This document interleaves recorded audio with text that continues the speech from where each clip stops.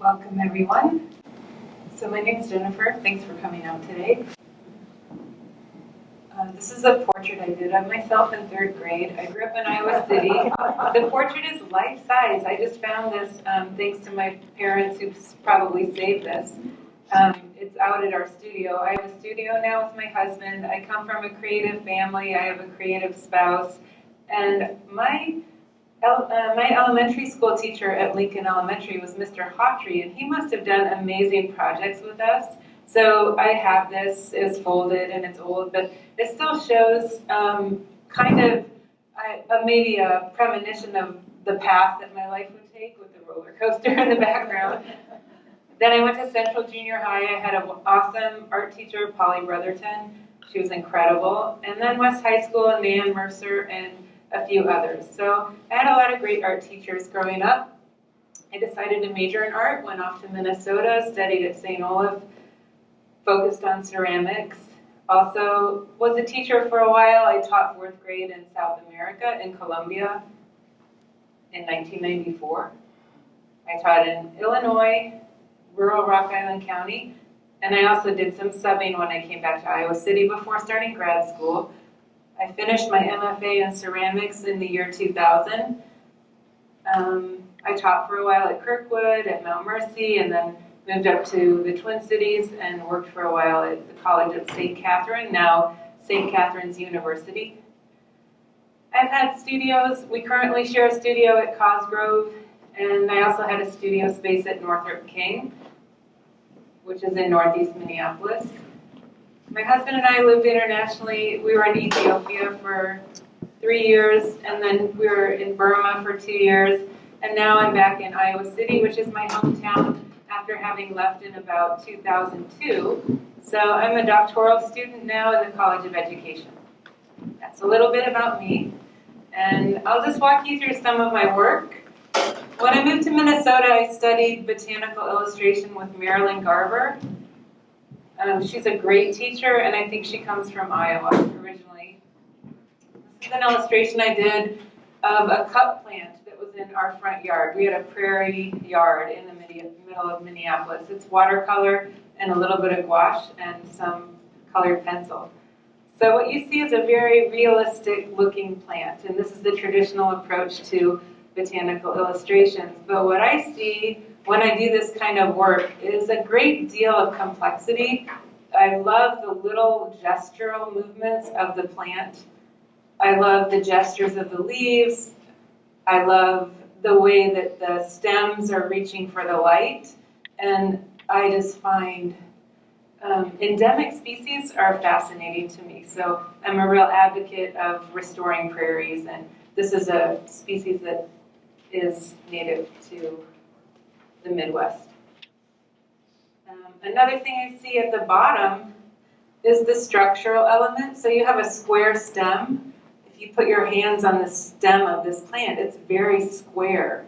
And so when you cut it, it's got a nice diamond shape. So I was trying to illustrate that.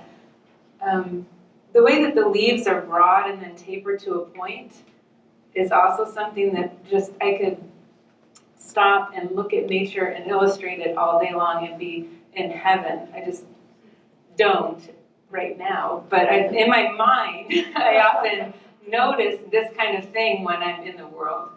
And the way that the pollen dust falls on the shoulder of the plant and the way that it holds water. So this has a lot to do with my ceramics, which is why I went ahead and pointed these things out to you. Another thing I learned through Marilyn Garber was to take out the color, because sometimes we're seduced by color, and just look at the way the tones are. So this is a drawing that's on the table. I brought the real thing. It's just in my closet at home, so the cat doesn't chew on it. It's done from life, and I like to work life-size. So the plant is as life-size as possible. I was sitting in along the shore of Lake Superior in northern Minnesota. It was the end of the summer, so it's a specific place, a specific time of year. It took me maybe a day to do each one of these plants, and there are 3 plants on one large piece of paper. So I sat outside and painted from life. This one also I didn't pick. It was in my friend Andrea's garden. It's a Korean plant. It's an angelica. We have this species in North America too. It doesn't turn purple. It's a more white color, but if you go to the north, you'll see these plants.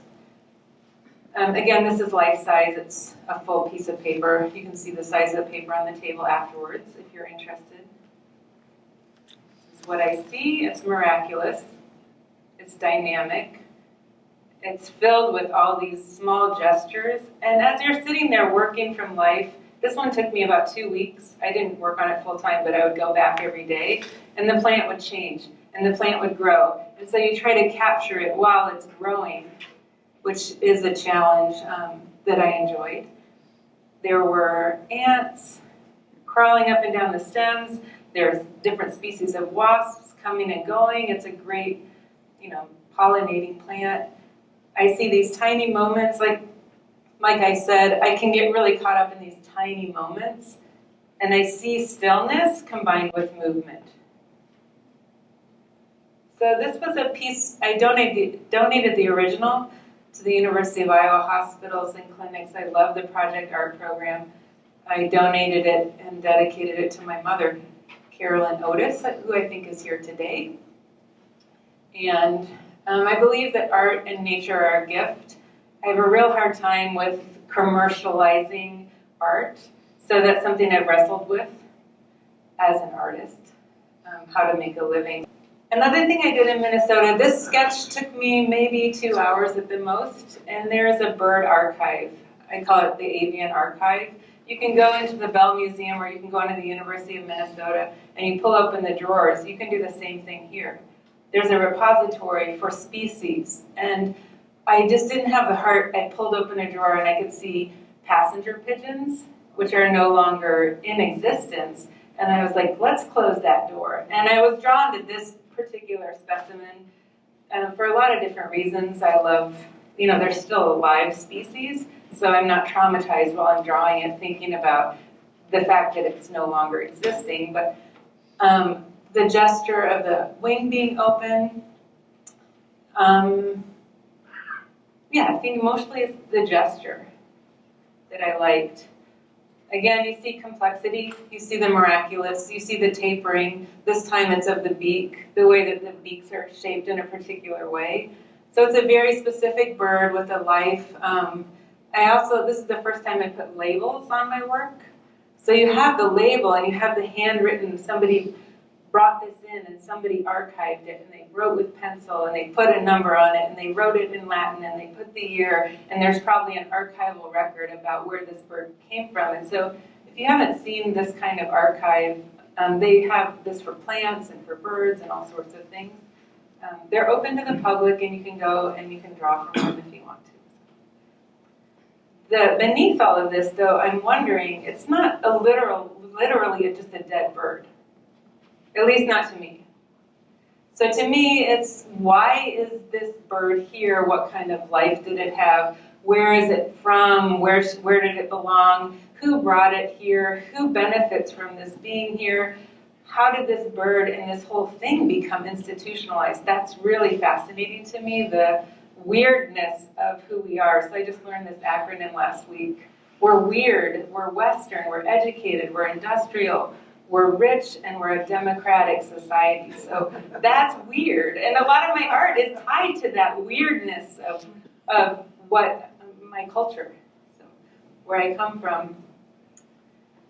These are two sketches in a book of different feeling. On the left, you have the taxidermied display full whooping crane, again in Minnesota. So just a quick sketch. And it was, these are 5 feet tall. They're a very large species. They're endangered. And on the other side, you just have a little watercolor sketch, a little bit more full of life. The cranes are making a noise. At the time, I have this obsession with cranes and with the marshes in Wisconsin, specifically the area associated with the International Crane Foundation.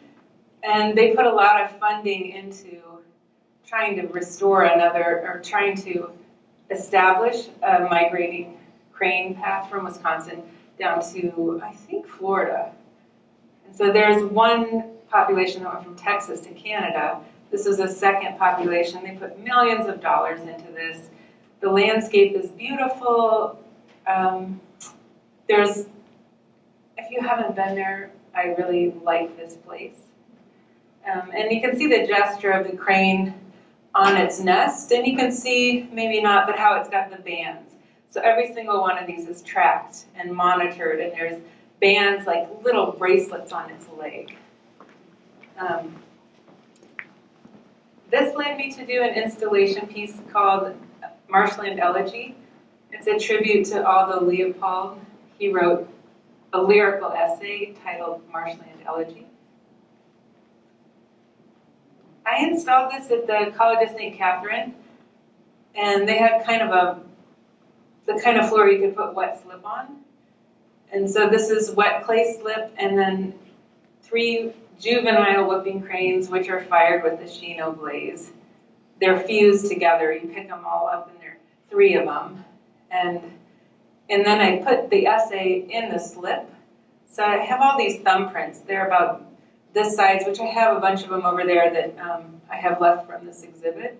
And this is also the activity at the end if you want to try to paint inside of one of these thumbprints, which is fired clay. So I wrote the entire essay inside of these and also did some illustrations.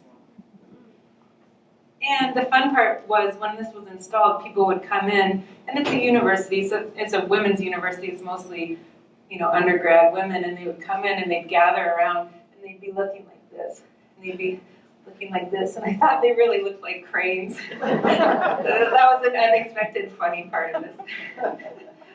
This is what the thumbprints kind of look like as I make them before they're fired. After I inscribed them, then I put a glaze on the inside and fired them again. As I'm working on this, I'm thinking of the place, thinking about restoring habitat, thinking about fragmentation of landscapes, thinking about the way that words are going to disappear, right? So I'm just thinking like what lasts and what, the temporary. Right now we're speaking English. He wrote this in English. How many of you have read it? Marshland Elegy. I recommend it, but who reads what people write anyway? And so we can read the landscape and we get something out of the landscape. And so there are these layers to places if you read about them, if you write about them, or if you just experience them. This is Chad. He's in the back of the room. We had an exhibition in Northfield, not as successful. I tried again. It's a terrible photograph. I put sand on because there's a lot of sand. So not every time that I installed this was the piece as successful as with the clay slip.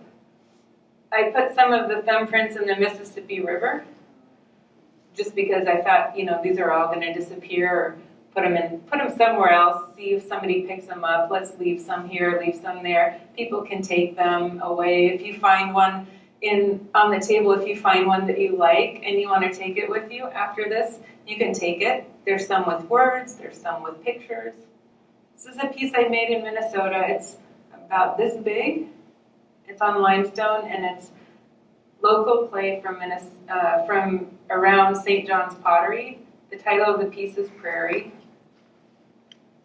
It's based on a form that you see in a plant after a wasp.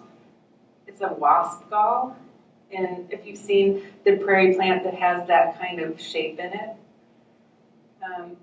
So I did an internship up there and lived up in Minnesota for 1 semester and fired a kiln with Richard. The book is over there. Richard Bresnahan is the potter in residence at St. John's Pottery. This is a very large kiln. About 50 people fire the kiln. And there's thousands of pieces inside the kiln, so they fire it every other year. It's a blurry picture. This is a piece I made in grad school after coming back from working with Richard. I wanted to make pieces as big as the kiln.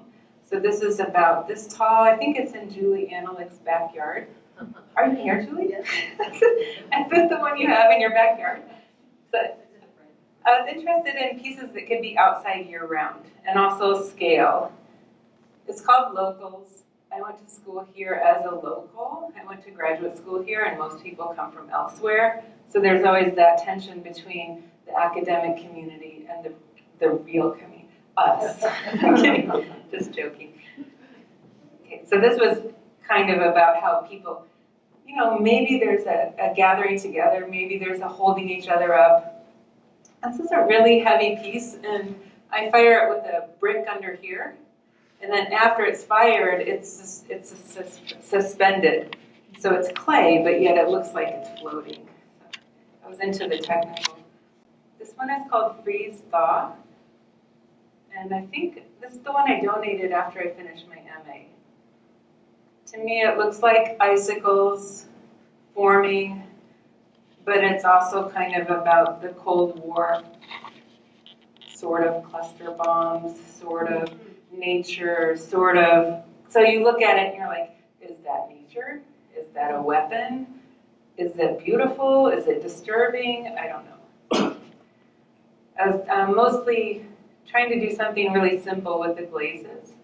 So when I lived in Minnesota, I worked for Northern Clay Center, and I was one of the assistants who worked with Nina. Nina Hole was a Danish artist. She's one of the few women that came to the woodfire conferences that were put on by the University of Iowa when I was in graduate school, and I thought her work was incredible. So I became aware of her because Chuck Hines brought a lot of people to Iowa for a woodfire conference. And most of them were men. That's okay. Nina came, and she's from Denmark, and she makes these incredible pieces. So she told us at the conference that she was always feeling constrained by the size of the kiln, so she decided to make her sculpture the kiln. Oh, wow. And she doesn't work alone. These are her designs and her ideas, and she's a supervisor, but she works with a team. So she brought somebody with her, and then I was on her team working with her throughout the whole thing, firing it, building it to her design. So this is what it looks like when it's being built. There are these simple U shapes so that the flames can go up and through it. And the firebox is below. So they're usually built on a brick firebox that stays there, and you fire it from below. After it's built, she covers it with metal sticks that stick out, and then covers it with a fiber blanket, and then we fire it. And the very last thing that happens is the fiber blanket gets removed. This is the one that I worked on in Minnesota. It was right outside of the art museum. So you can see this blanket was covering it until the performance. And the performance is when it gets to peak temperature, usually at night. You pull the blanket off, and then people throw sawdust on the piece. So it's kind of like a giant raku piece. And it's a public performance. I feel really privileged that I got to work with her when I lived in Minnesota. Really lucky. This is what the finished piece looked like. And they're pretty big pieces, so you have to have like scaffolding to build them and stuff. So this piece is titled, this is my work again, medium scale. I donated this to the hospital and clinic. I think I dedicated this one to my father, Richard Otis, who's here. This one is called Industrial Romance. So I use kind of industrial glazes, and then there are these beautiful smokestacks that also kind of, to me, is it a plant? Is it industrial? Is it a vase? These are the questions when I'm making it. So it's not representing anything necessarily. This was inspired by a trip we took to northern Michigan.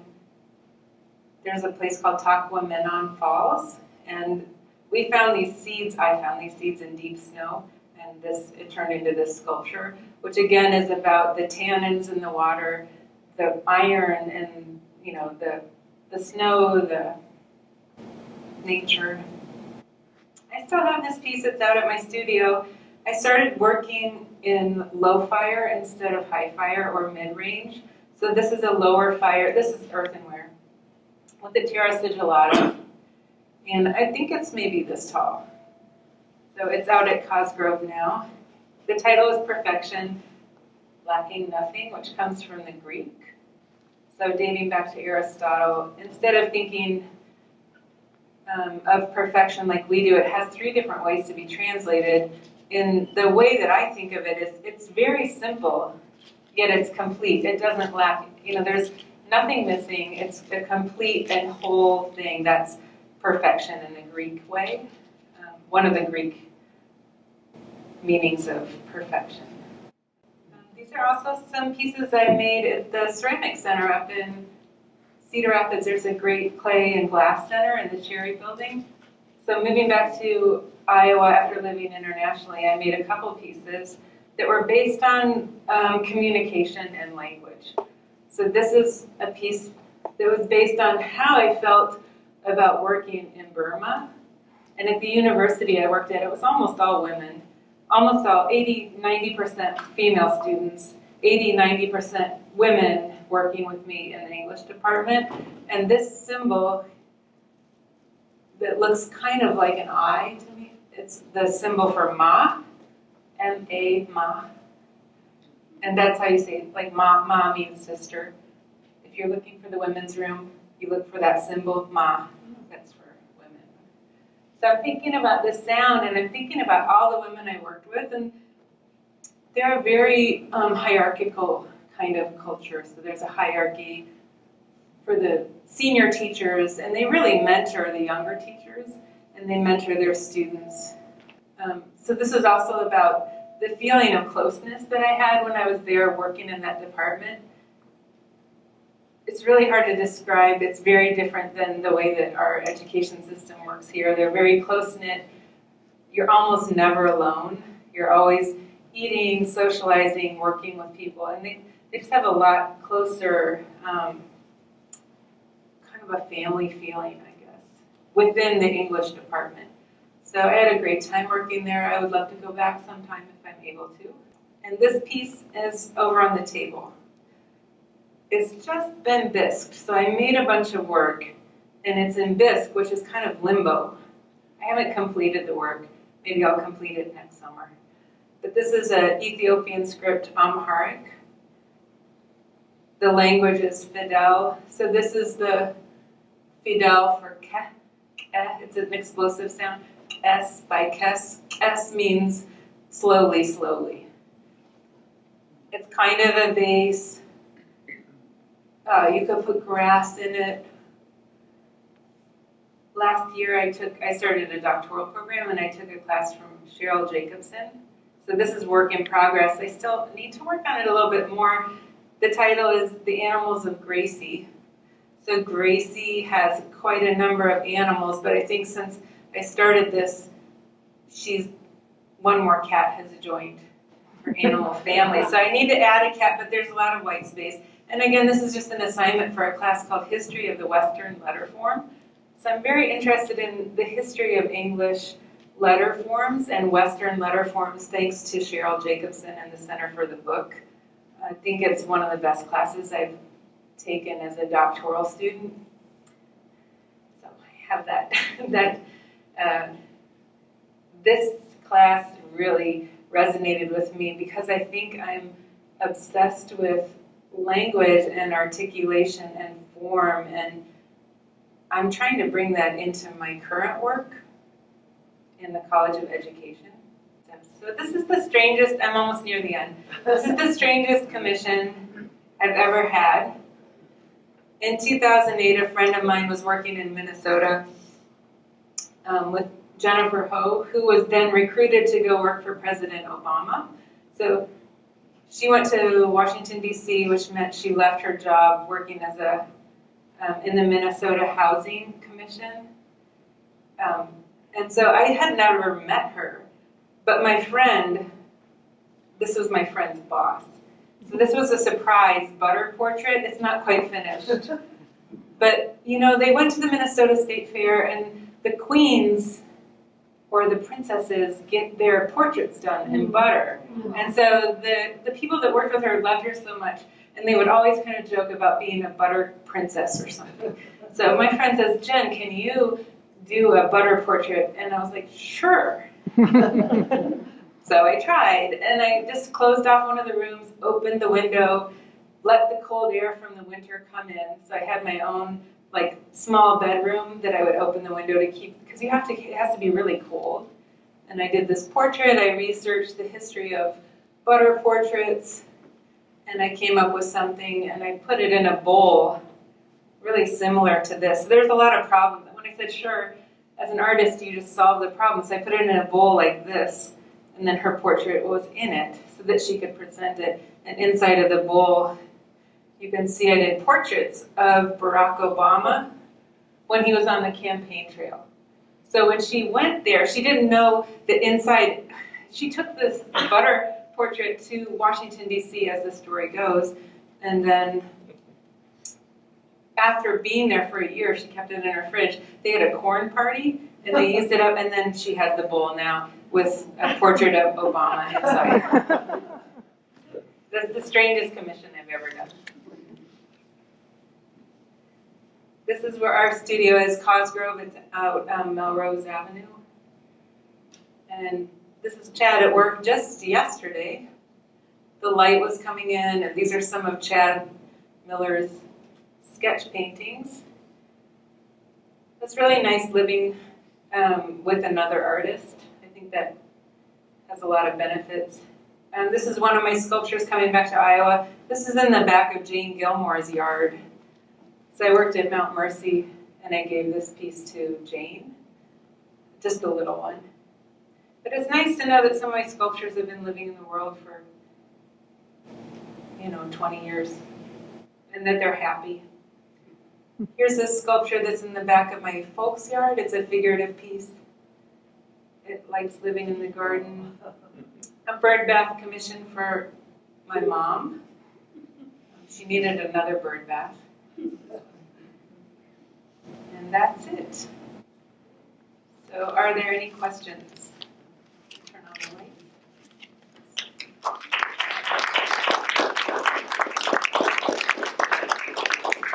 I kind of wanted to stop at about this time, answer questions, and then move to that table. If you want to leave, you can leave. If you want to stay, you can go to that table, and I can show you some of the process that I use to inscribe these. So this is, I kept it in order for a couple years, and I would install it in order. So if you wanted to, you could read the essay by looking at it in these thumbprints. Then that got a little tedious. So it was like categorized, and I was like, and then I just started giving them away, so you can kind of see my thumbprints and the gestures that they make. There's a chance to make things at the back if you want to. And if you want to ask me any questions, you can ask me individually back here. I do have some pieces here, some coots, an unfired. You can see I'm still thinking about open and closed forms, and this is it's kind of supposed to be about that moment when the kingfisher hits the water, and it's just in limbo. So these are just things like, I just came back from living internationally, and I thought, I'm just going to go to the Clay Center and not worry about what comes out. So I would just make things, and this is the kind of thing, so you can still see I'm still thinking. Okay, well, thank you.